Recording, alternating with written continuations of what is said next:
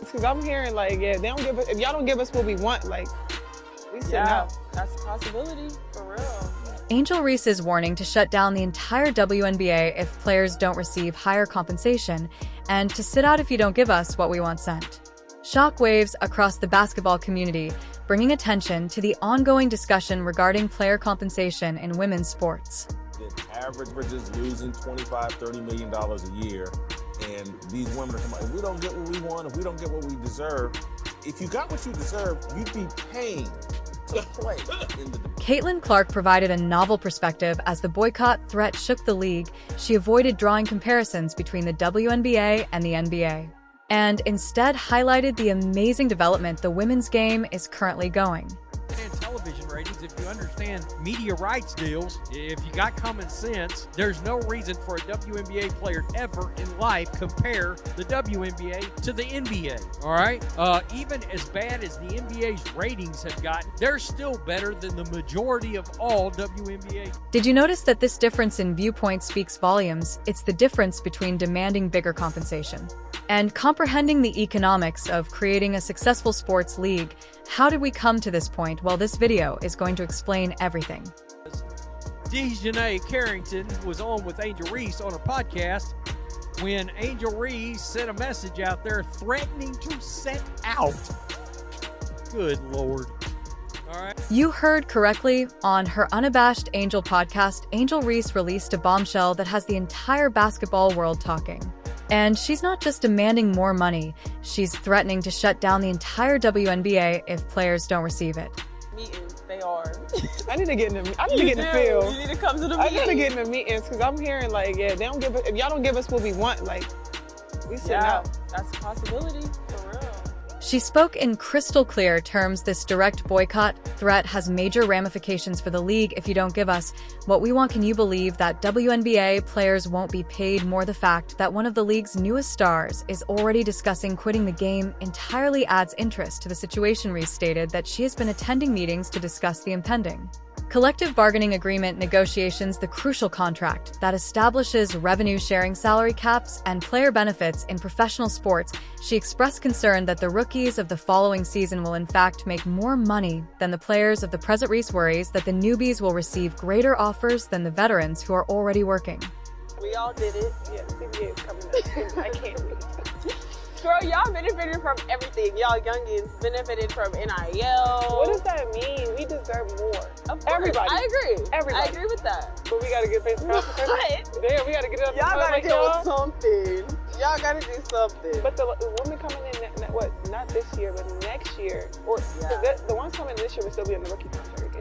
The ones the year after, they gonna get more. They probably gonna be making more than us.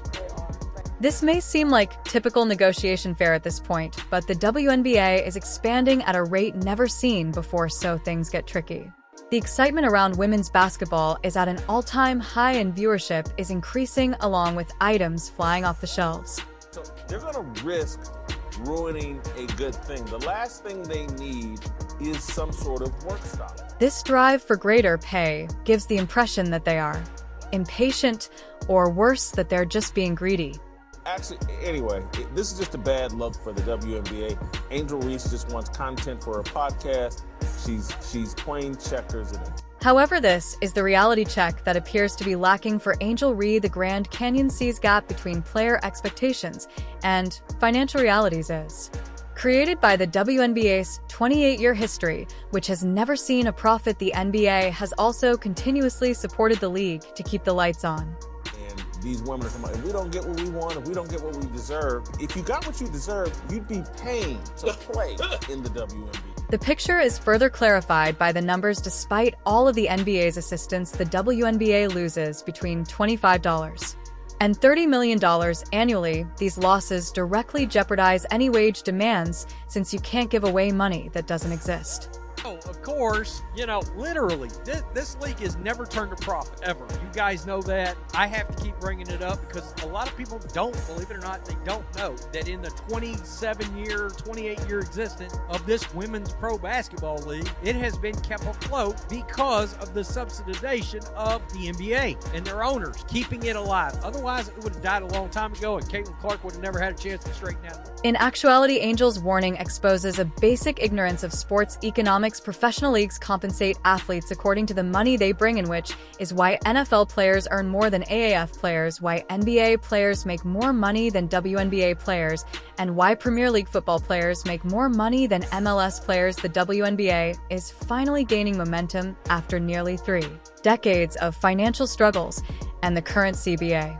Negotiations are setting up the league's future. Through 2026, viewers are tuning in, sponsors are showing interest, and arenas are filling up more than before. However, Angel Reese's boycott thread indicates that she's playing checkers when the situation calls for chess, and a player strike at this time could potentially harm the league's growth at the very moment when it's beginning to find its footing, while fighting for fair compensation is crucial.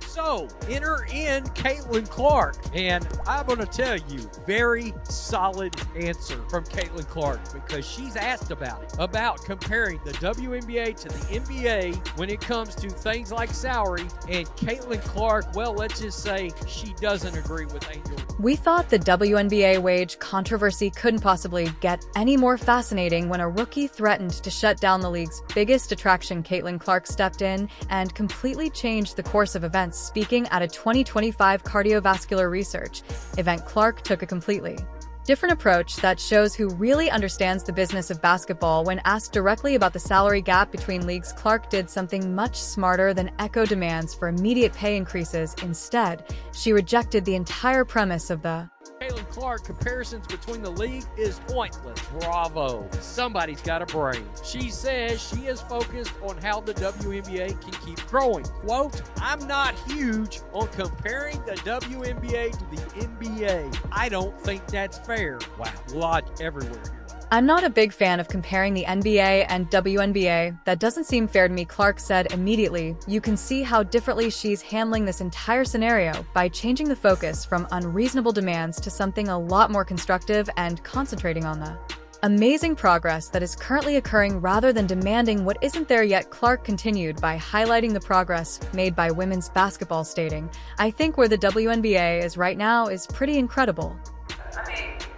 I'm not huge on comparing the WNBA to the NBA. I don't really think that's fair. Obviously, I think where the WNBA is right now is pretty incredible. I think a lot of people, or most people, would not believe it's in the place that it is right now. So I think when people always ask me this question, where I think it'll be in 5 years, is it's hard for me to answer because people didn't even think we'd be right here, right now. And I think really sky's the limit. Consider for a moment that the player who has the most power to demand things is instead praising development and recognizing advancement, which is not only sound business strategy but also fantastic public relations. Our TV numbers when we're on national television, we're averaging over 1 million viewers or whatever it is. The All-Star game, I think, was over 4 million viewers. It's just really great numbers. So the more opportunities we're given, I think it's going to shine. She could have been the loudest voice calling for more money, but instead she's taking the long view and realizing that sustainable salary increases can only come after revenue growth, not before it. What makes her response so brilliant is that she's largely to blame for this newfound attention. However, Clark didn't just make sentimental remarks. She also provided practical information about the real disparities between the leagues that affect salaries. Games. That is a huge thing that a lot of people don't talk about, right? The NBA plays probably more than double. WNBA will play 44 next year, 40 they just played. I think they've only been doing that a few seasons. Correct me if I'm wrong. But the NBA also has a much longer playoff. They've got a lot more games on TV, a lot more opportunity for TV ratings, which means media rights, ad revenue, and that is what allows these leagues to pay the salaries they do. She specifically brought up the game difference, pointing out that the NBA schedule is much more taxing than the WNBA's 40-game season, which will grow to 44 next year. This indicates that she recognizes the connection between revenue and workload and compensation, a nuance that is often overlooked in crude salary comparisons. Additionally, Clark outlined the league's exciting expansion plans, noting that 2 new teams are anticipated to join next season, and that there may be more to follow this. Expansion directly addresses one of the core issues: you can't pay players more without increasing the pie. First, more teams mean more games, more fan interaction, more sponsorship opportunities, and eventually more revenue to distribute to players. Clark's emphasis on the league's upward trajectory and her statement that the sky is the limit for the WNBA's future are the most telling aspects of her viewpoint. She is not making hollow promises, rather, she is exhibiting a growth mindset that comprehends how sports economics actually operates. Better sponsorship agreements result from increased viewership, which raises revenue and ultimately improves player salary. It's all still her. All right, and that's who everybody is tuned into. It is not anybody else. Let's not get confused. Ratings, revenue, the whole nine. Can you see how there are stark differences in both approaches? One viewpoint wants instant satisfaction, regardless of the state of the economy. According to Clark, sustained progress necessitates perseverance and astute planning. She is engaged in chess play as other people play checkers. Silence.